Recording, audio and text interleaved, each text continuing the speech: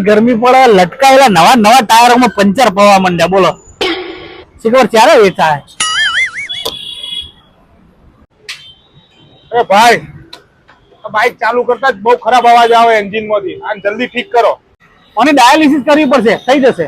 અરે ભાઈ, ડાયાલિસિસ આવું મતલબ આનું જૂનું એન્જિન ઓઇલ કાઢી નવું નાખો હોય એટલે તમારો અવાજ બંધ થઈ જશે. હા ભાઈ, નાખી દો નાખી દો. ઉભારો નાખી દો.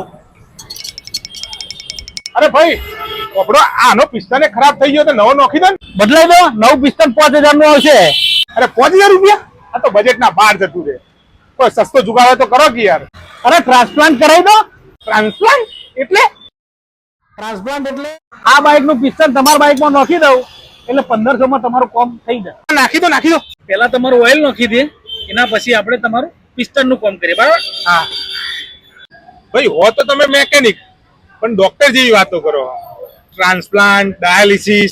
આ બાજુમાં જે તને ક્લિનિક દેખાય ને, હા એ આપણું જ છે. મિકેનિકલ ના ક્લાસ કરતા કરતા મી MBBS ના ચોપડા ભણ્યા.